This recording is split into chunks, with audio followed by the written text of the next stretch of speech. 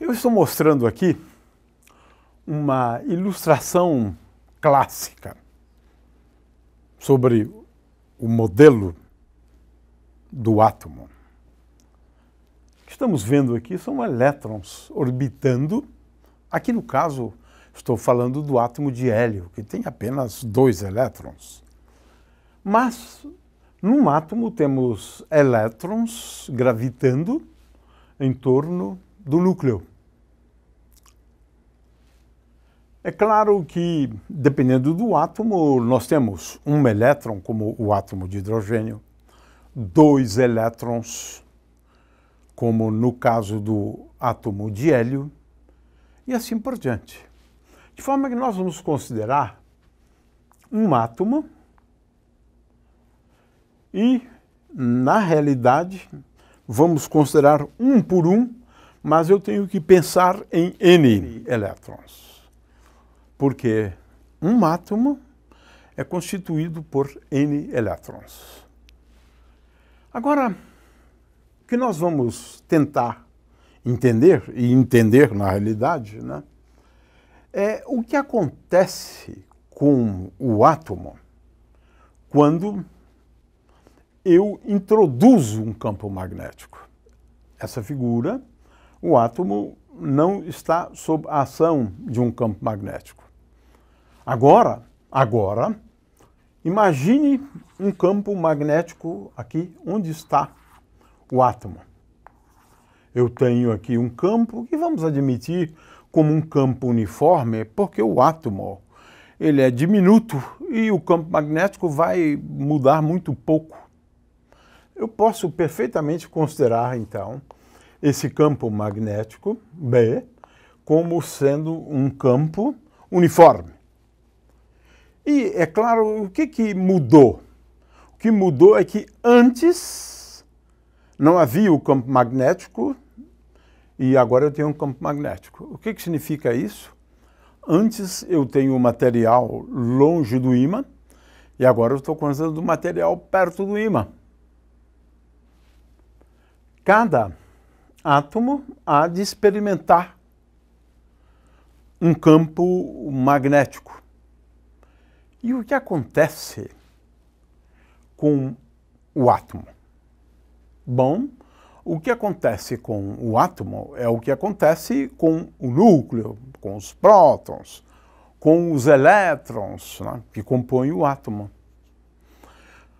Como disse antes, a gente não leva em conta o núcleo, que a contribuição dele para o diamagnetismo é ridícula, é muito pequena, 1000 vezes menor. Então a gente despreza o núcleo. Mas a gente agora se pergunta o que acontece com cada um dos elétrons quando eu faço variar o campo magnético, porque não é um problema do campo magnético existente já, não. Eu introduzo repentinamente o elétron está sob a ação, né, de um campo magnético. Né? Então, existem 2 formas da gente enxergar isto. É claro que as 2 formas, né, levam basicamente ao mesmo resultado. Né? Muito bem, então vamos lá. Na teoria de Weber, ele vê, né, cada um dos elétrons se movimentando. Vamos considerar uma órbita circular. Na verdade, esse é um primeiro aspecto. Né? Estamos considerando aqui uma órbita circular. Né? De forma que essa órbita circular, por ser circular, podemos falar, né, de um raio R. Então, R é a distância do elétron em algum ponto ao longo da trajetória. Esse raio é o mesmo, ou seja, essa distância é a mesma. É a distância, então, do elétron até o centro da órbita. Então, R é esta distância aqui. Agora, O que acontece quando o campo magnético varia? Digamos que o campo magnético varia com o tempo, porque ele começa, né, B de T, né, ele começa com B de T igual a zero, ou seja, B de zero igual a zero. Né?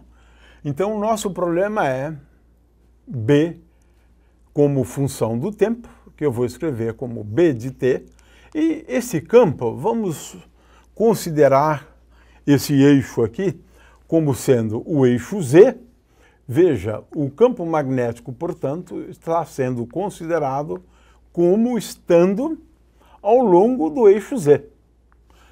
Isso é sempre possível, é uma questão de escolha. Né? Eu posso sempre escolher o eixo Z coincidindo com a direção do campo magnético e pode orientá-lo também da mesma forma. De forma que B de T é igual a B de T vezes o versor K. É como a gente representa, né, o campo magnético. Muito bem.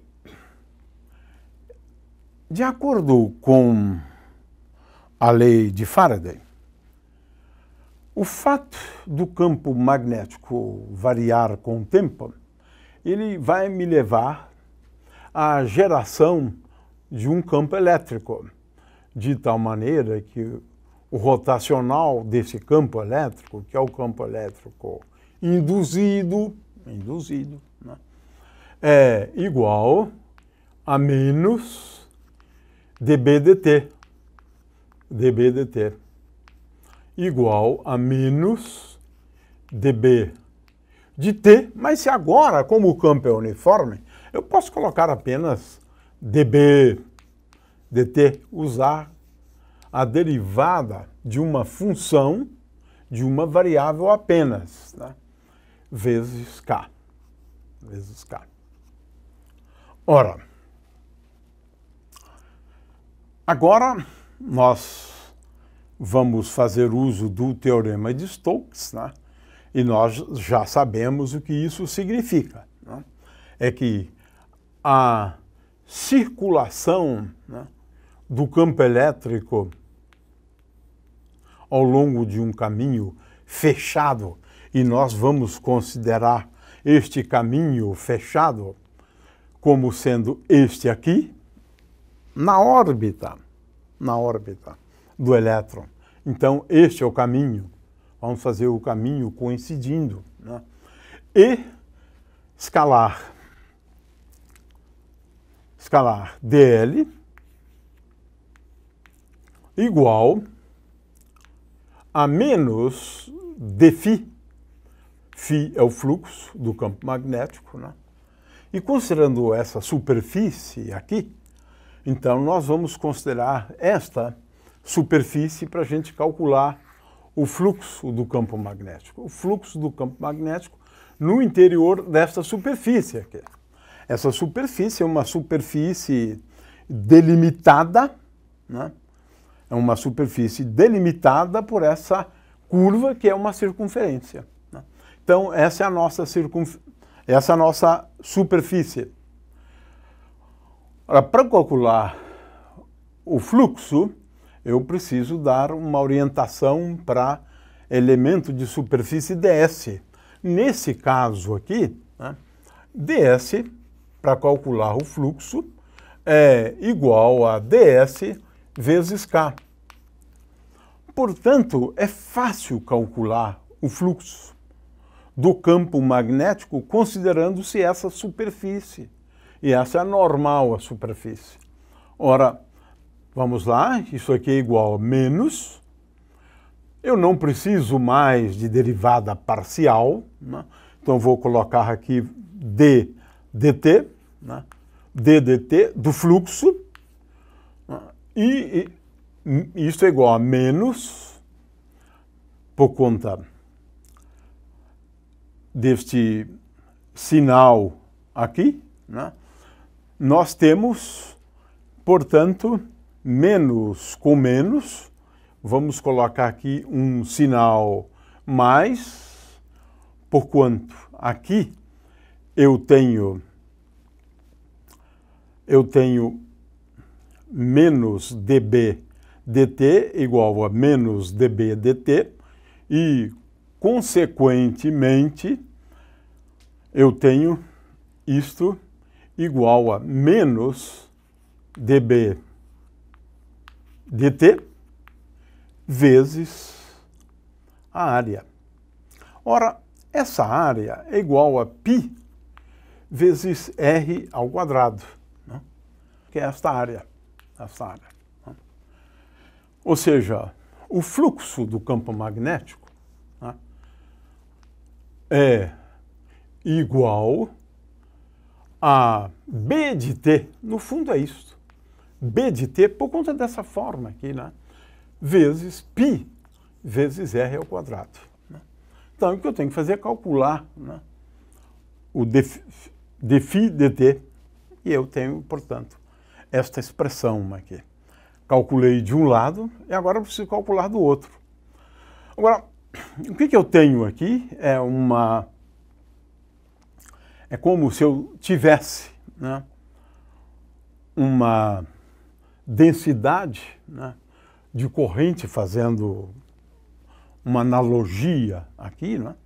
Então, esse campo elétrico, ele vai ser um campo elétrico sempre tangente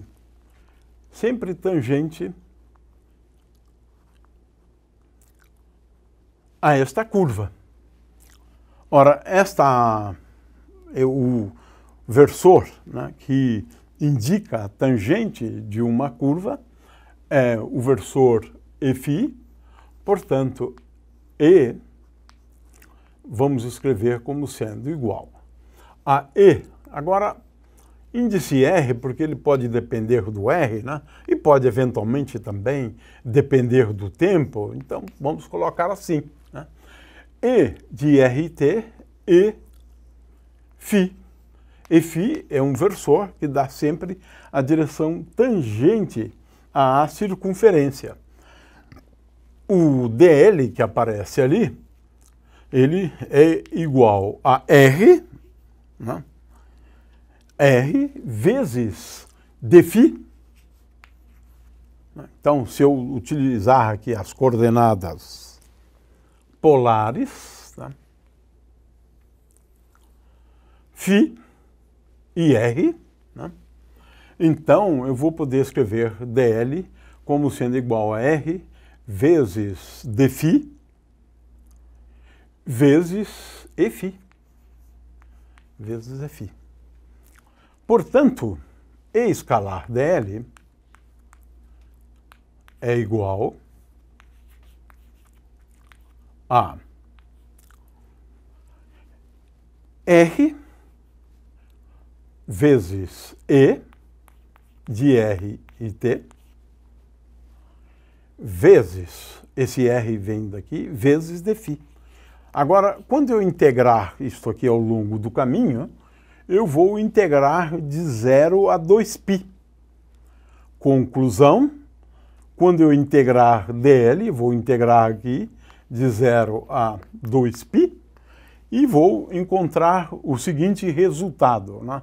Já que R agora é constante, é o raio, eu tenho de um lado, deste lado aqui, eu tenho R vezes E de RT igual vezes 2π, se quiser. Então, 2π eu posso colocar aqui, eu posso colocar aqui, mas não importa, vamos colocar ali, né? É igual a menos dB dt vezes π vezes R ao quadrado, né? Consequentemente, eu encontro a seguinte expressão para o campo E. E de R é igual a 2 vezes π vezes R, portanto, eu cancelo π, é igual a menos dB dt, né, vezes R, E agora eu divido por 2. Cancelo π, 2R, né? Passo para cá, mas aqui eu tenho R2. Então eu descobri o valor do campo elétrico que o elétron fica sujeito, né, a ele. Ora, em sendo assim, eu posso calcular, né, o torque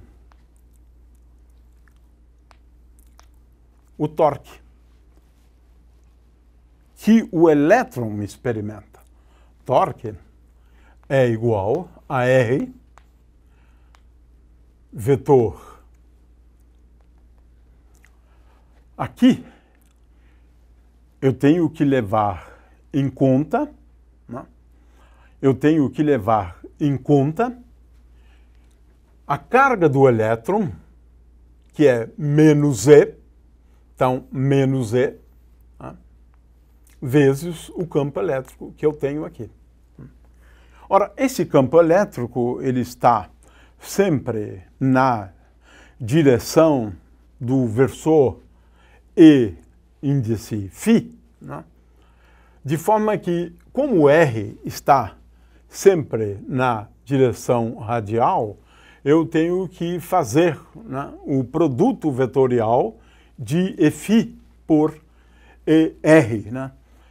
E aqui, então, eu vou usar o vetor ou o versor K, né? Então, o resultado desse torque aqui, né, é igual a menos E vezes R vetor E, R vetor E, e, portanto, o que eu vou concluir é que se o torque é dado por essa expressão, ele é igual a menos E, que está aqui, R vetor E, o E está dado aqui, consequentemente aqui eu tenho mais, né? Mais E vezes dB dt, aqui eu tenho R ao quadrado, né? R ao quadrado, portanto, R ao quadrado dividido por 2 vezes K. Ora, esse é o torque. Nós sabemos que dL dt é igual ao torque. Ora, isto indica que haverá uma variação do momento angular, porque eu tenho um torque aplicado a cada um dos elétrons. Eu estou considerando um só agora. Então, posso escrever assim: dL dt é igual, né? Vamos considerar L na direção do eixo Z, então vou colocar dL dt igual a E vezes R ao quadrado dividido por 2, né?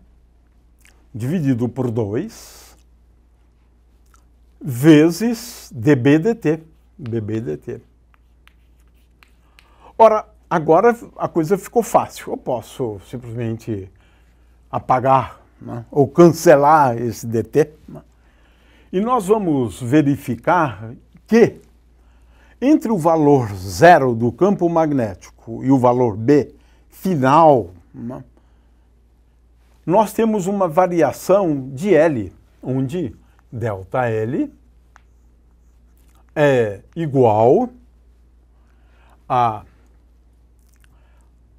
I vezes R ao quadrado sobre 2 vezes dB, ou ΔB. Mas ΔB é o B no final menos B igual a zero. Eu coloco apenas B. Pronto. É claro que aqui eu poderia colocar o K, mas eu não estou interessado na expressão vetorial. Vou considerar só, né, a variação da componente de L. Ora, o que nós temos aqui? Uma coisa curiosa. Se eu colocar um campo magnético, o momento angular do elétron vai mudar. Vai mudar por uma quantidade ΔL, onde ΔL é igual a E vezes R ao quadrado sobre 2 vezes B. Porque eu variei B de 0 até B. Ora, e o que acontece com o momento de dipolo? Vamos lá? Sabemos que o momento de dipolo de uma carga qualquer ou de um objeto dotado de carga. Vamos simplificar aqui, né? Vamos simplificar. Não vou considerar o fator G de Landé, né? Então, μ é igual a menos E, mesmo porque estou falando do momento angular, então, a rigor, né, não precisaria aqui, né, do fator G. Então, a rigor é Q sobre 2m vezes L. Então, Δμ, em resumo, é, neste caso, igual a Q, mas Q é menos E, a carga do eletronegativo, sobre 2m vezes ΔL. Nós já calculamos ΔL, está aqui em cima. Portanto, há uma variação do momento de dipolo magnético. Isso é análogo ao elétron adquirir um momento de dipolo se ele não tem. E se ele tiver, ele experimenta uma variação do momento de dipolo. O momento de dipolo muda quando eu tenho um campo magnético externo. Δμ é igual a menos E ao quadrado, menos E com E ao quadrado, vezes R ao quadrado, 2m, dividido, portanto, por 4 vezes m, vezes B. Vezes B. Ora, se eu tenho N elétrons, cada um deles com um raio RI, então, Δμ é igual a menos E ao quadrado, aqui a massa, 4 vezes a massa do elétron, vezes B, e aqui eu tenho uma soma de I até N, agora eu estou considerando o átomo, onde cada elétron vai contribuir para um momento de dipolo diferente, ou para uma variação do momento de dipolo diferente, né? De RI ao quadrado. Ora, se eu tenho N elétrons, é isso que vai acontecer. Agora, digamos que eu tenho uma substância que tenha N átomos por unidade de volume. N pequeno, N pequeno. N átomos por unidade de volume. Cada um deles dando essa contribuição. Consequentemente, a magnetização vai ser dada por N, o número de átomos por unidade de volume, vezes Δμ. Δμ. Δμ é dado por essa expressão aqui em cima. Portanto, a magnetização é igual a N vezes, é melhor colocar aqui o sinal menos, e ao quadrado vezes esta soma de RI ao quadrado e tudo dividido por 4m. Vezes B. Vezes B. Ora, o que é isto aqui? O que é isto aqui? Por definição, isto é a susceptibilidade magnética, porque a rigor aqui, né, eu estou considerando, né, um campo magnético, mas para eu determinar a susceptibilidade magnética, eu tenho que dividir aqui por μ0 e, consequentemente, eu multiplico aqui por μ0.